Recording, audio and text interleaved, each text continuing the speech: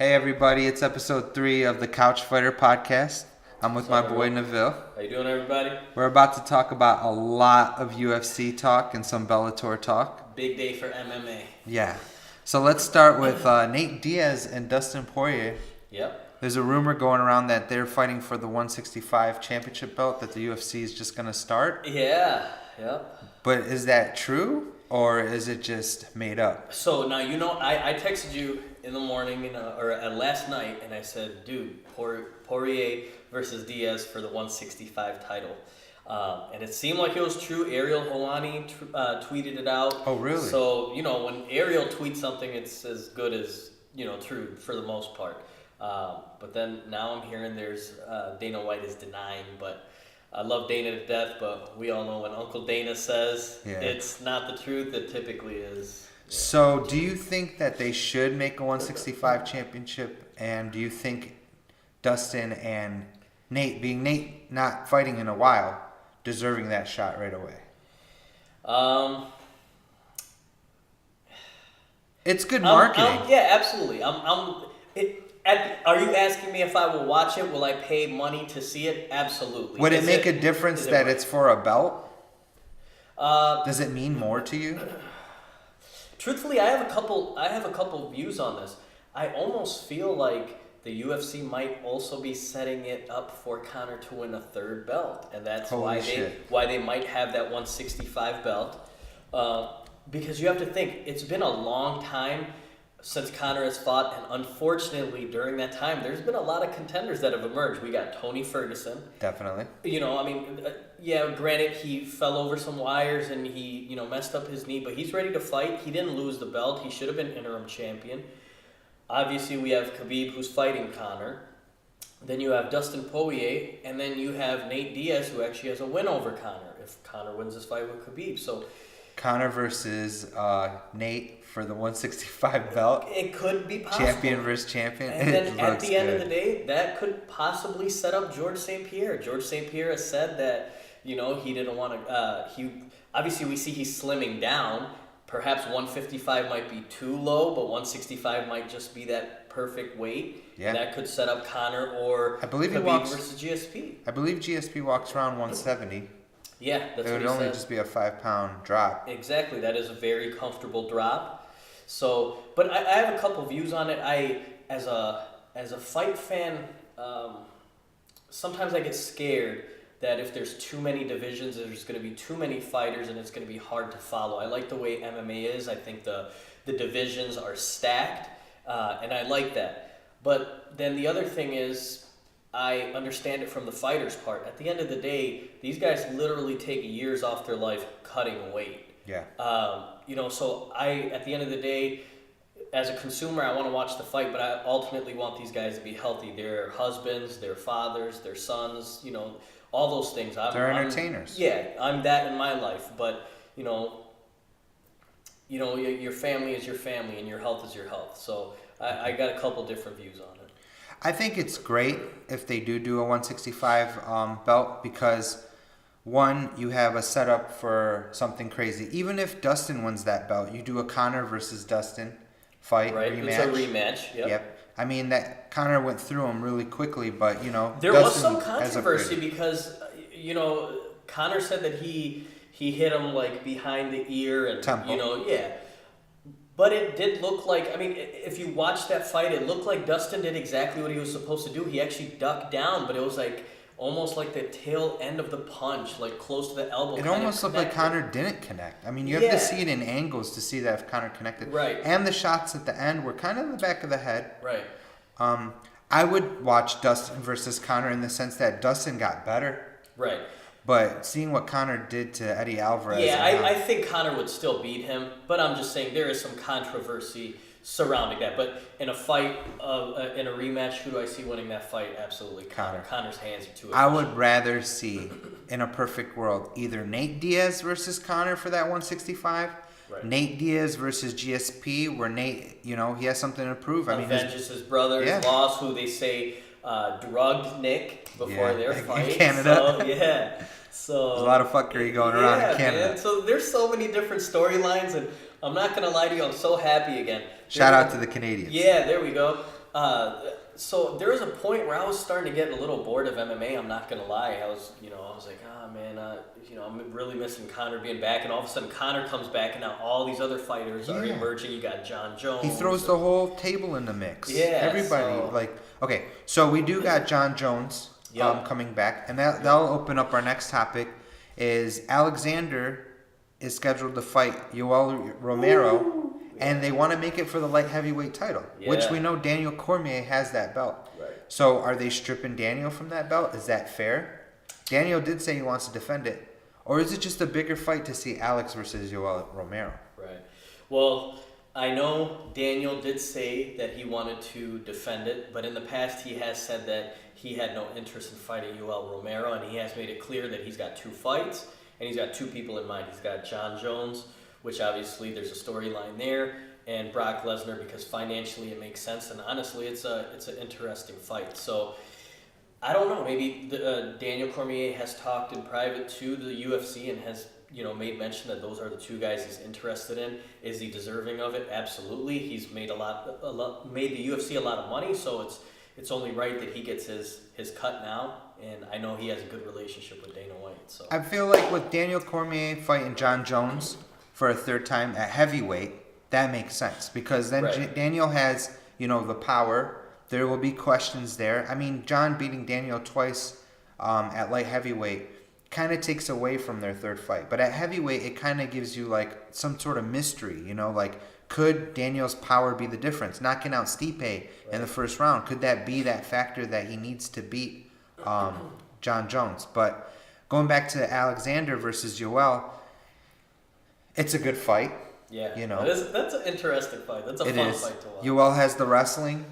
Alex is just well-rounded everywhere. The bigger fighter, Alex is way bigger than Yoel. Yoel's actually a short fighter. Yoel is explosive, and we all know what happened when someone very explosive with power, like Yoel, fought Gustafsson, and that was Anthony Johnson. Wow. Now, granted, he doesn't got the boxing like Anthony Johnson, but I mean, he's putting people away, so it's definitely an interesting fight. And it wasn't like Alexander was losing that fight like extremely one-sided. He got caught, dropped, and even the referee let him survive for as long as he could until he had to call it, and that was kind of biased. There's no shame in getting knocked out by Anthony Johnson. That guy's done it to, that guy's he's knocked out Glover's tooth in the middle of the ring. He's one of those guys where, pound for pound, you could say he might be one of the hardest punchers ever. So. And speaking of Anthony Johnson, he's going to bodybuilding now, which is probably that's kind of a different revenue. Yeah. So if you had to predict Alexander Gustafsson versus Yoel Romero, who do you got and how and why?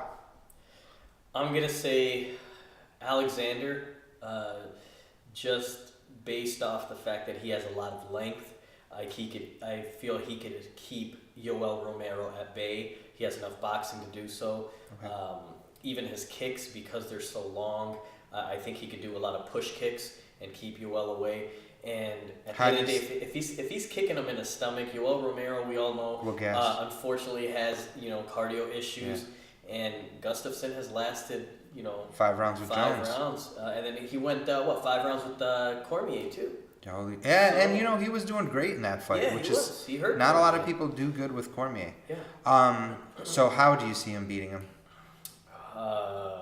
Gustafsson, I say by TKO 4th round. Wow. Head kick? I think he just kind of pushes him up against the cage. Yoel gets tired, and I think he boxes him up. Works him. Yeah. And do you see any way of Yoel winning that fight? Honestly, I never count the guy out. At the end of the day, he can throw a flying knee with Gustafsson and just land, or throw a overhand right and just crack him. It's definitely feasible, but I don't know. I feel like Gustafsson has a lot of experience. He's fought some really high-level guys. I think he'd be able to weather the storm. It's a very good matchup, in my opinion. I can see Yoel using that wrestling, taking him down, using some ground and pound. However, Gustafsson is bigger. Right. He might even be stronger. Right. He does have that Phil Davis type of wrestling because they trained together. Right. He was the first fighter to take John Jones down. So in that avenue, Yoel doesn't have too much of a greater advantage, and just Gustafsson just has that crazy boxing. You've seen those uppercut combos he did to Glover. Yeah, he knocked out Glover with a very vicious combo. I can see Gustafsson winning that fight. I don't think it'll be an easy fight. I think it will be very entertaining, unless if they're both scared of each other. Of course, that would suck. Right. And then you get a boring fight. Yeah. So moving on, there's also rumors that Woodley wants a money fight, and in order to get a money fight, he's calling out a Diaz brother. Stacked it. And that's Nick Diaz, the older brother of Nate. Yep. Do you feel like Nick is ready for someone like Woodley? Listen, at the end of the day, if I'm giving my honest opinion, I love the Diaz brothers. I don't know that he can beat Tyron Woodley, but I'll damn sure watch. A Diaz brother, he will never be in a easy fight. The other opponent is going to feel their wrath, they're going to feel their punches, they're going to feel their pressure. But ultimately, I just feel like Tyron Woodley has that wrestling, and we know what GSP did with Nick Diaz. I don't think Tyron Woodley could keep Nick Diaz there the whole time, but I think the constant takedowns would nullify Diaz's boxing. And Tyron Woodley does have power in his hands. But I still feel like it would be a tough fight for Tyron Woodley. He would be breathing heavy, and Diaz would take him into deep waters. But ultimately, I see Woodley winning that fight. But I love Nick Diaz. I would tune into that fight. Do you think Woodley could finish Nick? I don't know, man. He's been hit by Anderson Silva. He's been hit by everyone. He's been dropped several times. Do I think Woodley could drop him? Yes. Do I think he could put him out cold? I don't think so. I know he's been on a layoff, but Diaz brother is never really on a layoff. These guys are doing triathlons. His cardio is through the roof. He's always in the gym working on his boxing. So I can't see Nick putting him up against the cage and doing his boxing to Woodley. Like, Woodley's so explosive. He's a big guy. He can save that for a power punch. Yeah. Also, we have Kobe Covington, who's an interim champion. I mean, they say they stripped him of it, but he did win that belt. Yeah. And there is some history there between him and Woodley, and he's talking mad shit about Woodley. So why take that away from the fans? Like, some people do want to see that fight. In my opinion, I don't know if Nick should be thrown in there with Woodley right away. I'd rather see Nick fight, I can't say who off the top of my head, but I want to see him take a couple warm-up fights before he goes into a title shot. I mean, Nick has the fan base. Nick can sell pay-per-views. Why put him in a title fight? You know what I mean? Yeah. Also, the Kobe Covington-Woodley fight would be awesome because it's been so long since people got on Woodley's side. And after that beatdown he gave Darren Till, that was a nice fight. He rejuvenated his career. If he can put Kobe down, and that guy is like literally a Conor jock, you know what I mean? Right. Wearing his style, talking shit. If he destroys Kobe, he just becomes that guy, you know what I mean? Which I think he would destroy Kobe. The reason I feel that way is you can't fight Tyron Woodley being one-dimensional. Right. Damian Maia did it. He had mostly ground game, and he had a crazy pace. And I know it was an older Damian Maia, not in his prime, and I know Kobe Covington's a great wrestler. But Kobe Covington doesn't have the boxing. I don't feel like he has just the stand-up in general. And even Dos Anjos, although he smothered Dos Anjos and won every round, there was a couple instances where Dos Anjos hit him with some heavy shots, and I was like, it looked like he slowed him down. And Tyron Woodley's much bigger than Dos Anjos. Like, Dos Anjos would be one of those guys that I feel would fit into the 165 division. And going back to that, the reason I don't want to see that 165-pound division is I just feel like the people that are smaller welterweights would just go down to 165, and then the guys that struggle to get to 170 would say, you know what, I'm just going to cut that extra 5 pounds and have that advantage. So it really wouldn't do anything. You would just see a shift of 155 guys going to 165, 145 guys going to 155. Yeah. And we've kind of seen that already with Frankie Edgar going to 145. Guys are doing that. Pettis. Because the weight is not that, it's not as spread out. Going back to Woodley versus Nick, if the fight does happen, I have to agree with you.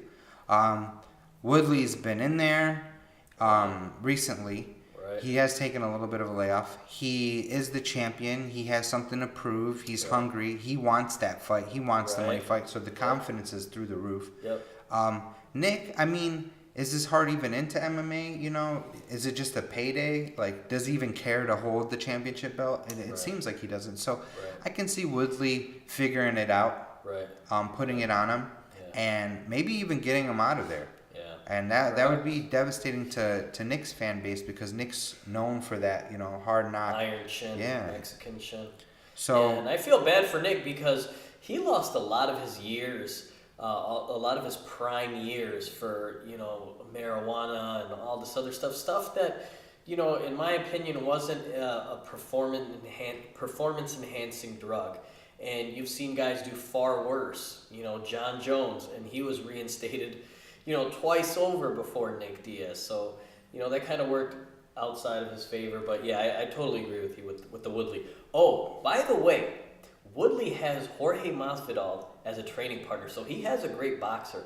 And also, how great of a fight would Jorge Masvidal and Nick Diaz be? That would be a great warm-up That's fight. what I'm saying. Like, that's actually a badass fight. That's a badass Let's fight. and they're both street fighters in a sense, where Jorge came from street fighting. Yeah, they got that gangster mentality, and Nick Nick ain't shy from street fights. It'll build up. Why not put them as the co-main event, Nick and Jorge, dope. and then put Woodley versus that would Kobe? be dope. That would be a badass card. It'd be Do like, it, UFC. Exactly. Jorge Masvidal and Nick Diaz. Dude, that's like That's Scorpion versus Sub-Zero or something like that, bro. It's crazy. So there has been talks about Rory McDonald fighting in the tournament for Bellator, switching things to Bellator. Yep. And before that, he's going to be fighting... now you said Jorge Masvidal. I'm thinking of Jorge Masvidal, but it's actually Mousasi. He'll be fighting Mousasi for the championship. So they're both champions in different weight classes. Rory's going to move up and fight Mousasi. Given that Rory's beat Woodley, our current UFC champion, is Rory the best welterweight out there right now? Truthfully, it's very debatable. I know he lost the fight to Robbie Lawler, but if you go back onto the scorecard... He also lost a fight to Wonder Boy. Yeah, that's right. I forgot about that. Was his mind in that fight? I don't know. Contract was about to be up. Wonder Boy is one of those guys. He's a great fighter. I don't think he means to be boring, but I think his approach sometimes makes for a boring fight, and I don't think Rory knew how to react to that. Rory being the smaller guy fighting Mousasi, which Mousasi, no joke, you know, he's up there. He's probably top 5 best fighters in MMA, period. Right. It's arguable. But Rory gaining that weight and fighting Mousasi, is it a good idea? Who do you see winning that fight? I don't know. That's a pick-up fight for me because Rory McDonald has trained at TriStar with George St. Pierre, so you know he grapples with the best. Firas Zahabi is an MMA genius. Yes, he is. But then you see Mousasi, he's fought who's who. He's an MMA legend. He's going to go down the Hall of Fame, and he's got a great judo background. And he's not a bad wrestler himself, and he's fought, you know, the bigger guys over the course of his career. He's fought Machida. You know, he's fought some bigger guys. So for me, it's a pick'em fight. I honestly, I would have to flip a coin on that one. I personally, I don't know if I'm just being biased because I like Rory. I like Rory's fighting style. I like what Rory brings to the table. I like how he's just so confident with his approach. Maybe I just want to see Rory win, but when I think about it, I do see Rory winning. Just because of the Firas Zahabi training, how they figure people out, how they dissect their opponents. Right. I mean, the way he beat Woodley, he literally shut him down.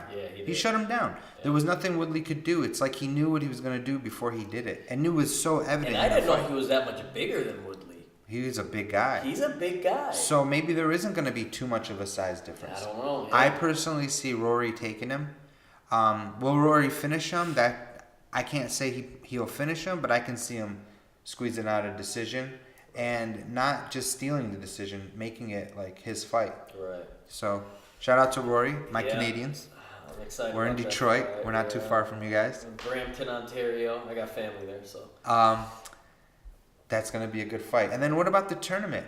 This tournament has like awesome fights. You got Chill versus Fedor. Yeah, that's crazy. I love Chill. Chill's And amazing. I mean, could you possibly see Fedor versus Rory McDonald? Like, who in their right mind would ever picture that fight happening? Rory McDonald, man, he's a fighter's fighter. He will fight anybody, honestly. It's just, I don't know, Bellator's on the come up with this whole tournament. And yeah, Bellator's got some great fights, man. So it goes to show you, like, for the people that only tune into UFC, there's other organizations that have some very talented fighters, man. You gotta check those fights out too. Yeah, well, I mean, with the UFC, they just have a brand of their own. You know, it's the best brand. The they best have the fighters. best marketing. They got they got Conor. They got the biggest name. So I understand that, but I'm just saying, as a passionate MMA fan, there's great fighters all over. And you'd be doing yourself a disservice to not check. UFC can give you consecutive top of the line fights in one night, where Bellator, they might be able to squeeze out one or two. And UFC has pushed the envelope. Like, they've done the most for MMA, with rules and all that stuff. There's also news that John Jones thinks that the fans want to see him fight Anthony Joshua or Deontay Wilder. I don't know if he's talking boxing. I mean, but in an MMA fight with those two guys, John Jones is nothing to play with. No, and he's got that Greco-Roman wrestling. He's super intelligent. He knows how to use his length. Would that be an easy fight for John in MMA with those two guys? Either or? I mean, I think with the oblique kicks, I think with the Greco-Roman wrestling, I think he's just a smart guy. Now, Jones would have to obviously tuck his chin. I know sometimes he kind of has his hands down low, and sometimes his chin is a little high, so he would have to keep that in check, especially with those 4-ounce gloves. But I think he's a student of the game, and I think he'd be well prepared. I'm not saying Anthony would beat Wilder, and I'm not saying Wilder would beat Anthony. That I have to really think about that boxing fight to determine who would win that fight. But in an MMA match, I think John Jones would run through Wilder faster than he would run through Joshua. I think so too. Wilder has that awkwardness, those jumping leap punches and stuff, and he just leaves his chin open, and those kicks can come from anywhere with John. Sets him up low, goes high, front kicks, oblique kicks, like you said. Then you have looping punches. It gives John the opportunity to tie up with him. Joshua keeps everything tight. Yeah. His boxing is very crisp. Yeah. He might have a better chance or last longer. Huge guy. He's a big guy. But in a boxing match, I don't even want to see John Jones fight. No, he was getting. John Jones is a great fighter, don't get me wrong, but he was getting tagged by Daniel Cormier. Yeah. You know what I mean? And Daniel's a great boxer, but Daniel is a wrestler by heart. Yeah, and he'll be the first to tell you that, boxing, he would not want to go in the avenue of boxing. Daniel Cormier. Yep. Yeah. Fighting Brock Lesnar. You think that's the fight? That's going to be a great fight. A lot of people are counting Brock out. Dude, Brock is a crazy wrestler. Anything could happen now. I don't know, man. I know Daniel Cormier is obviously going to have the boxing advantage, but hey, don't count Brock out. I know. Brock is tough as they come. He did have that stomach sickness when he fought Kane. Diverticulitis. Yes, exactly. When he fought Kane, when he fought Alistar Overeem, Alistar even targeted him with knees in the stomach. Yeah. So there was some takeaway from him. Could the Brock of, the beginning, the championship Brock, could he have beaten Kane? That's debatable. Kane's a machine, Kane's a monster, man. It sucks. He just went through a lot of injuries in his career. But I think it's more of a balanced fight and more fair because as the age goes, so does your MMA skills in a sense. Right. And Cormier fighting Brock at this stage, at this level. But then again, you got Brock being tested left and right, by USADA. And that's just, he's been... Has he looked a lot smaller? I mean, there are photos online, He looks a little bit out of shape from the USADA testing. I was watching that. What was that wrestling event that was just on? I was watching that. SummerSlam, maybe? Yeah. No. Was it SummerSlam? I don't know. I just watched the last one with my cousins and my daughter. She loves that stuff. So. That's funny. Yeah. That's great. She'll grow up to love MMA too. Yep. What else is on the list we can talk about? Okay. So if Conor beats Khabib, what's next for Conor? Should it be Woodley? Should it be the 165-pound title, if there is one? Should it be GSP? Truthfully, he's got so many fights that he can take. Unfortunately, I think it kind of works in it doesn't work in Tony Ferguson's favor, but I think Conor will relinquish at the end of the day, I think he will have fought one of the toughest guys in that division. This is one of his biggest fights for his legacy. After that, he could probably go to 165 and fight the winner, Poirier and Diaz. They're very winnable fights. He would be the first 3-time MMA champion, and then that could set him up for a huge fourth fight, or for a fourth belt with Tyron Woodley. So I think he's going to jump to 165. He's got to win over both of those guys. Why not do it? They're both money fights, so I mean, that's what I think. The GSP fight would be something further and beyond, because it's arguable. Could Khabib beat GSP? I mean, GSP is probably the most decorated champion of the UFC's roster, of the history of the welterweight division. I mean, in a sense, to me, GSP will go down as one of the best that ever done it. He could possibly be the GOAT. Would there be something there for Conor, money-wise? Yes.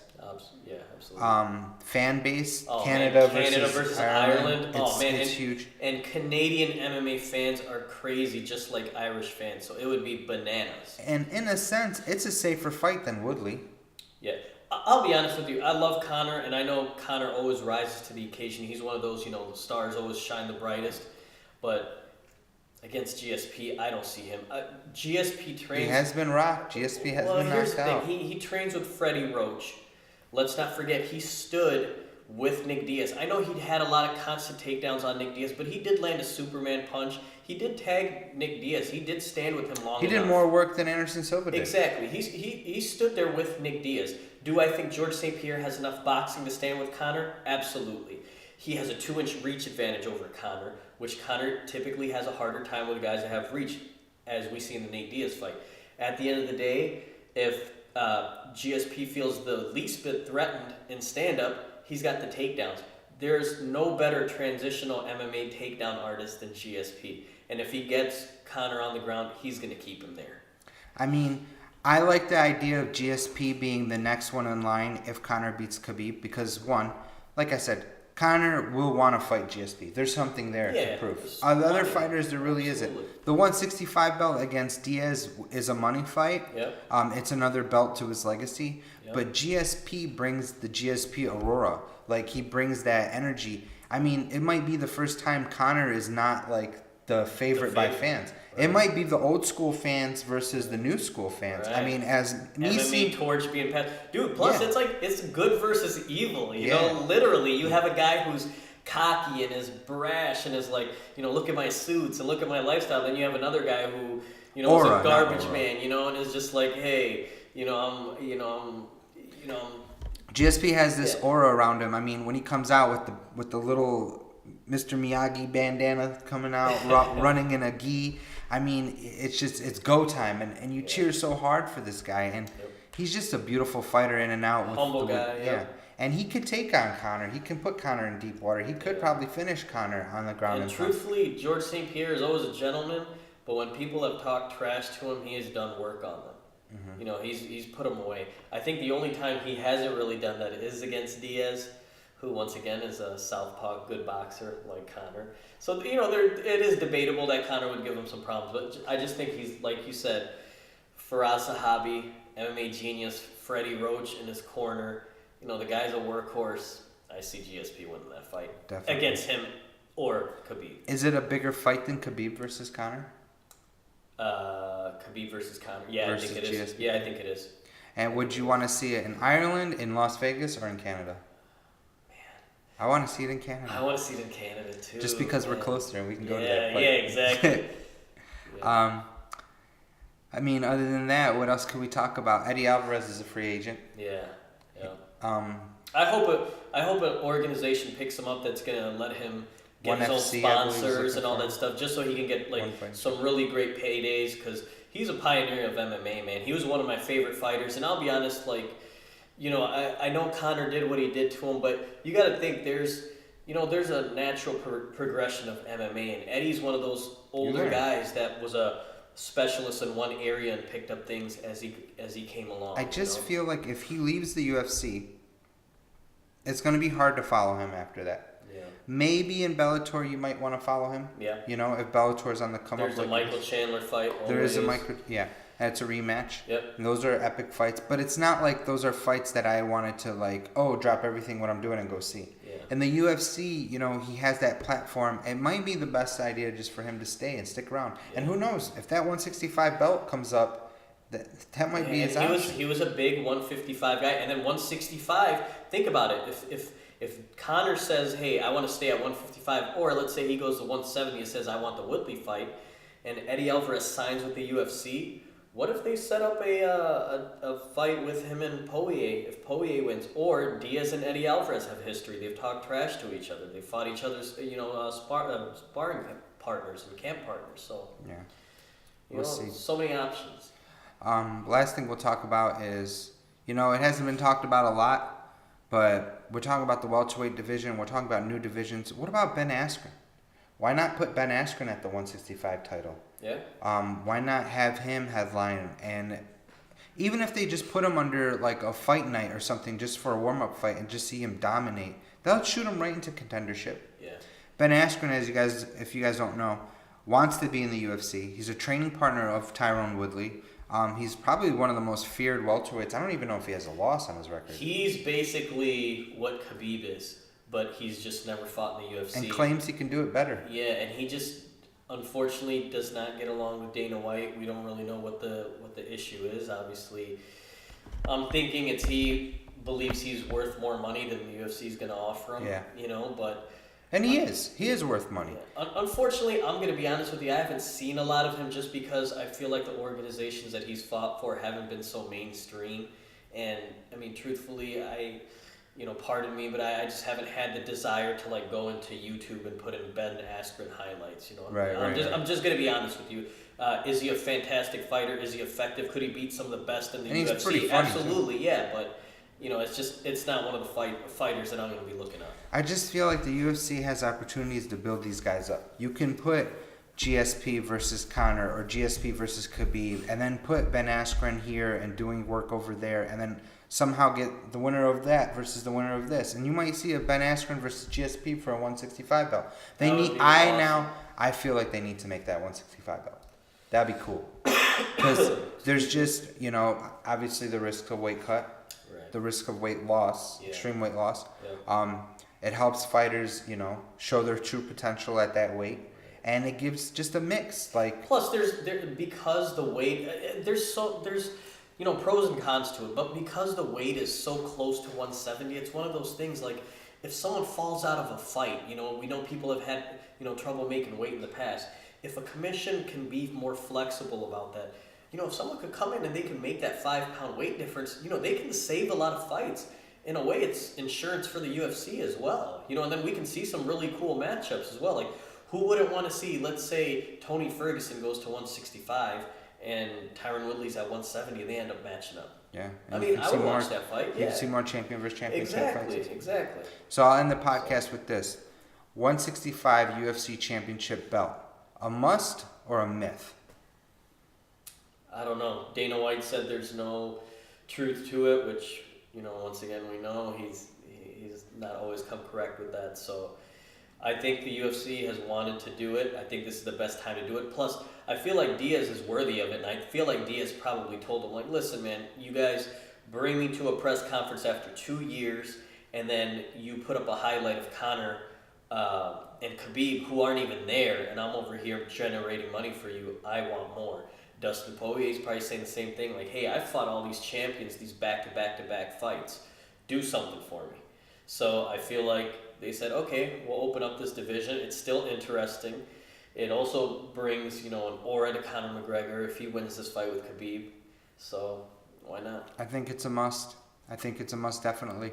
I think that GSP deserves that belt and to be in the division. I think Nate, mostly Nate, deserves that belt in the division, or deserves that belt to be created for that division. I feel like Conor could have an opportunity to win 3 belts, maybe even 4 if he wins the 165, goes to 170. That would be crazy. Could be a double champion if he beats Conor and fights GSP. Who knows, man? Well, that's what we got for you guys today. Tune in next time. We're 10 days away from the Conor versus Khabib fight. Man, definitely do a podcast after that, and maybe one before for the press conference. Have you heard any updates on their weight cut before we end here? Man, it's been so silent. Like, I'm getting excited because we're getting close, but after that Tony Ferguson fiasco, man, I don't get too Conor excited. said it the best. If you don't make weight, God have mercy on your soul. And I do not think the UFC would rebook that. So, yeah. But thank you guys. Thank you for Peace. listening.